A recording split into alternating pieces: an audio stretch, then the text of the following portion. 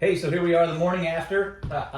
Last night, Backstreet, the upper room. Once again, Hustle Souls here crushed it last night. We got a couple of minutes here this morning. We wanted to talk to him about, we got a new album coming out. So I know we've heard Billy talk about it a little bit on stage. He's been teasing when it's coming out, but we thought we'd get a little bit of background from you guys, ask you a couple of questions about how that process went, and maybe a little bit more details on when it's coming out. And Billy does a lot of the talking for the band, so we're looking to get a little bit more from the other four today. And Billy will give you your shot, but we want to kind of hear from the guys as well. So first and foremost, are we going to talk about what's the name of the new album? Self-titled album, Hustle Souls. By Hustle Souls. By Hustle Souls. Everything Hustle Souls. Right. Really excited. How many tracks do we have? It's going to be 9 tracks. A 9-track album. Sweet. Yeah. Sweet.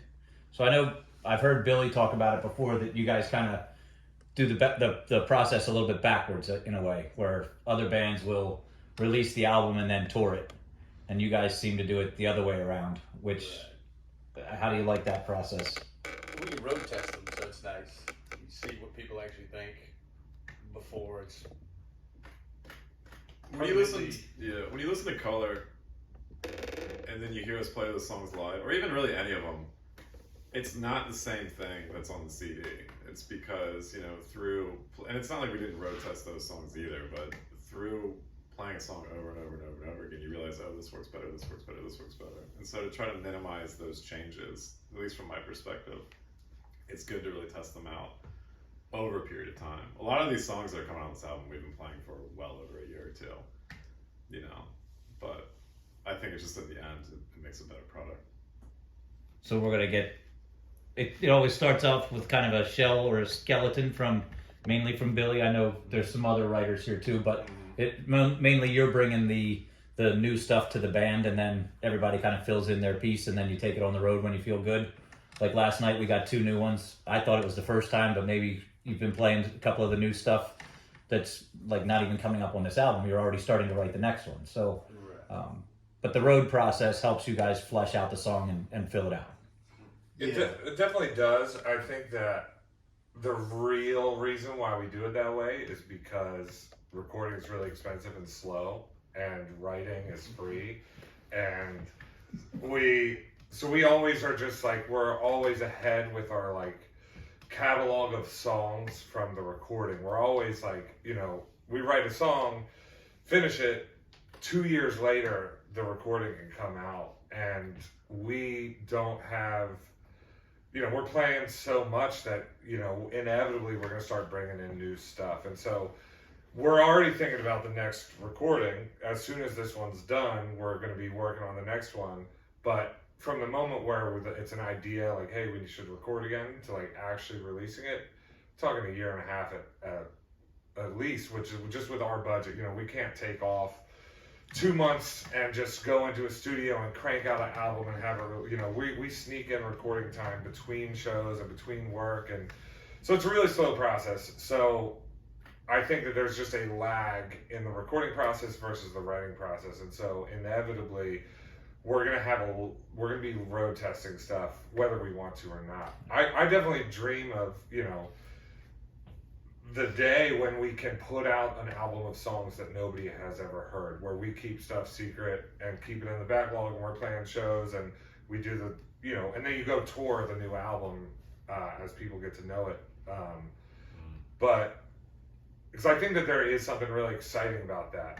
You might catch an iPhone video of somebody's new song, right, but you really don't truly hear a band's music until the album comes out. And I would love to be able to do it that way, but I don't think it's going to happen for a little while. Yeah, that's going to take a minute for sure.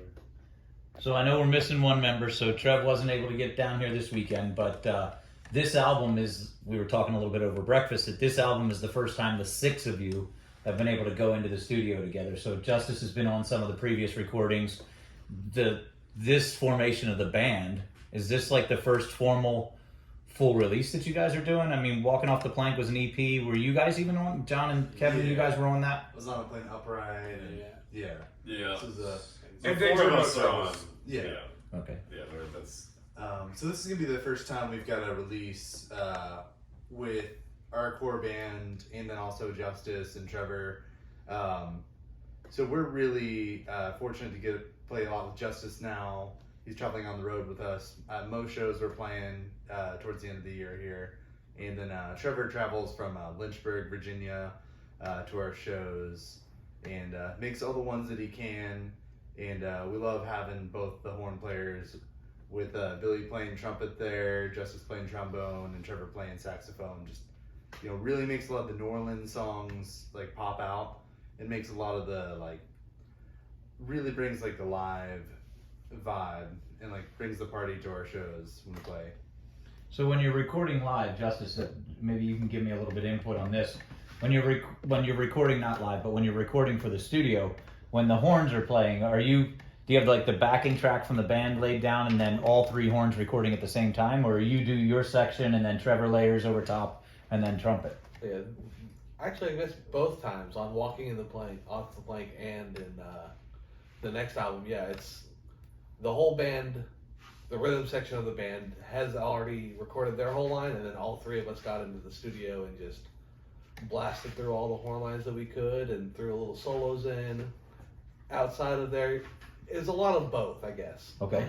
We did one big session with all the horns, and then what we needed to kind of sneak in and piece back together, we were able to get back in and kind of come in together solo and Okay. kind of solidify everything. Sure. So the reason I ask, because there's nothing like seeing all the horns live with you guys. I mean, when the band is clicking, Oklawaha, the makeup show from Mardi Gras, you guys came out and just slayed it. And there's the energy in the room when you guys do that.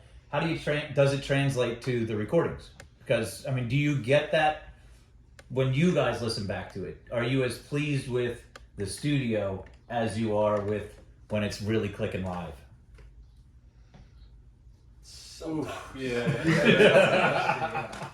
For me, I'm not the best studio musician. That's definitely a skill that I'm improving on as I go on. And I think all of us, in addition to that, all of us we're very we don't hear our songs the way you guys do. I hear, oh, that was a dumb voicing, or that riff was a 16th note off or something. Oh, I hate my tone on that now. You know what I mean? But I struggle with listening to myself, so I will never be able to hear these songs the way you guys will, just because I can imagine a director watching a movie that he made. You know what I mean? All he sees is what he missed, or what he would have done, or what he could have done. Should have done that better, because it'll never Da Vinci at one point had to stop painting the Mona Lisa. You know what I mean? He just had to walk away and be it's done. Yeah, it's that's done. as good as it's Done. going to get for now, right? And I struggle personally with that, And so in terms of, is it translated, to answer your question, is it translated well? I can't answer that. I have no idea. I like it. I am happy with the product. I hear it and I'm yes, that is a product I'm proud of. That is good. But it really takes, from my perspective, people not involved with the recording process to hear it, to be oh, this is sick. You know what I mean? Well, I can tell you, we're really excited to hear it, because we've been with you guys on the road for a year now. We love the live experience. I want to see how it translates to the studio. I mean, we're hands up, first ones getting the copy, hopefully as soon as it comes out, and I can't wait to sit down and listen to it through. I know every song on the album, I'm sure, unless you're hiding something that we don't know. You do, Huh? yeah. Well, if I can say, so our producer Eric Serafin, the way that he records us is, I think the way that we record is a lot more live than a lot of modern bands, and we kind of do a retro thing in some of our vibe, but we go into the studio and we track as a 4-piece band with somebody singing, and eventually we end up usually ditching all the keyboards that are tracked, all the guitars that are tracked, a lot of times all the bass that's tracked, just to get the drums. But we all have to play along with the drums because we're trying to get that energy. And there's Ladder to the Sun, the guitar on that, the bass on that, we're maybe there's mistakes, but we got the vibe there. And so we're going for that live vibe as much as we can. The recording studio is definitely a different, I think people want something different out of a record than live, and I think energy communicates like raw energy communicates really well live, and you want a little bit more of a polished product for the most part for most people when they're listening to a recording. And I don't think you're ever going to fully get that. You know, there's something real about having 200 people in a room listening. Oh, yeah. Like, there's a true energy exchange, and we try to like make that happen in the studio as much as possible. Sure. And try to feel the spirit and generate that. But there's a reason bands put out live albums. Yeah. It's because it's just a different process behind it. Yeah, you might love a band's live album more than their studio, or vice versa. But it's like Dark Side of the Moon probably shouldn't have been a live album. Like, it was probably meant to sound like that in that thing, and it may be even more exciting live, or maybe less exciting. But you're gonna have a different product there. But and then with the horns, like Eric Serafin, the producer, like worked really hard on arranging horn parts for us. Okay. So that, because everything's on a tight budget, and even more than the money, like just the time. We just don't have time. Sure. And it's like, we had 4 hours in a recording studio to get the horns, and so he mapped it all out so we could go in there and just like be on our A game, and we all do it all at one time, right? And into different microphones, and just try to capture it right away. And you know, it's part of making a record as like a independent DIY band is dealing with the reality, making a record with the reality of what you've got, not necessarily the ideal way that you would do it, which is like, all right, Justice, you're gonna be in the studio tracking this one song for a week. Right. We'll see you in a week. Like, it's like, no, we got 4 hours to do everything. Yeah. So for the whole album, for 9 tracks. Yeah. So, but Eric's a like master producer who knows how to produce like that, and helps us set us up to where we can do it, because a lot of bands and a lot of producers couldn't do what we were trying to do in a couple hours. Right. To be honest, like, Eric is really, the dude's a genius in the studio. Like, he's just insane. He is really good at getting us at our best efficiently and quickly. You were scolded during this recording process, weren't you? Weren't you sent home to do a little bit of homework? Yeah, I botched a part. My headspace was wrong. I was just, like, work and kid and the whole thing, and I just wasn't sleeping very much, and so I could not play. And he was like, "You need to go home and practice and get this done, and here's what you need to work on." Right. And it was like, but I think all of us are really good at taking criticism, which is one thing, So I didn't need him to tell me I wasn't doing that. I didn't. But he was cool about it, and then, but even all the way back to color, I mean, he's really, really, really good and gifted at being in a producer situation in the studio, and he gets our best out. So that was going to be my question. So he's, obviously, if he's going all the way back to color, he knows who you guys are, what you're about. An album. And yeah, he saw us. He found, like, if you look back far enough on our videos, you'll find us in a cabin with our original rhythm section, and I forget none of the songs I don't even know, but right. He saw those. I think Billy might have to correct me on this, but he saw those videos randomly after moving to town, and then sought us out, and saw us live a few times, and right. contacted us. And was like, "You guys need an album," and that's what Color came from. Okay. And so we've worked with him ever since. Right. He's amazing. Like, I can't imagine working with another producer, honestly. And that's why I was asking, because to me, you guys are such the almost jam band, but not in the Grateful Dead sense of jam band. It's, you guys have your own unique sound, but that's what brings us to the shows and a lot of people that are there. So to have a guy that's what I was getting at. He's seen you live before. He knows the sound you guys are going to, which helps to translate it into the studio. Right. Yeah, for sure. Yeah. We call him an extra member of the band, right? Yeah. No, he's he knows us now. He's known me and Billy now for years. All of us, really. He's known for years. He's got great ears. He's always ready to correct us when we do something wrong in the studio, or when he knows that we're not swinging something quite hard enough, or we need to like focus on something. He's always there to say like, "Hey, do it again." Right. And takes the time to make sure we get it right. Sweet. Yeah. So I know we've been teasing it on stage occasionally. We've been saying hopefully September. Doesn't look like September's going to happen. Might have seen some possible dates in November for September already. Yeah. So I mean, have we nailed down when's going to be the release party? And I'm assuming it's going to be in Asheville. Have the home crowd come out and celebrate. So we are releasing this on vinyl for the first time ever, which is extremely exciting. But the vinyl process is really slow. So if the album's done, and if I could upload it tomorrow onto a digital distribution, and Right. it would be out there. But we're gonna do some vinyl pre-sales, and we really want people to get the vinyl, and so we're not gonna put it out digitally until after the vinyl is available. Okay. And that timeline is looking like we're gonna have vinyl in hand 8 to 10 weeks from now. So we're looking at a Christmas present.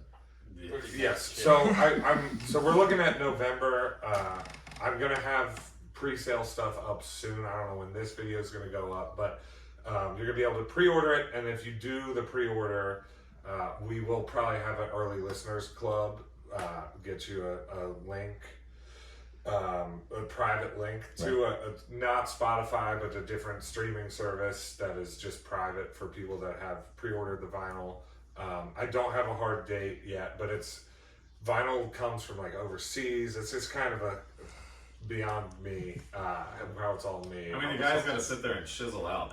It's hard to notch all those notes in there. Hard. I can't even imagine how hard that guy works. Well, you guys are making us buy a stereo that has the ability to play vinyl, because obviously we're getting in on the first round. So We're the reason you're buying vinyl. Yes. You're gonna go down a huge rabbit hole. Oh, it's fun. It's a lot of fun. right. Yeah. That's great.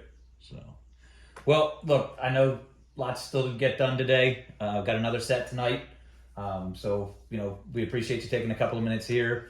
We're going to have some stuff we've been talking about, trying to do a little bit of a promo, something for the Hustle Souls Hustlers, where we're going to do some giveaways and things like that we'll have a little bit more information after we kind of firm it up with you guys. But really excited for the album, obviously, and appreciate a couple minutes of your time, and we'll start getting it out there, and hopefully the vinyl sells quickly so we can get to the digital copies as well.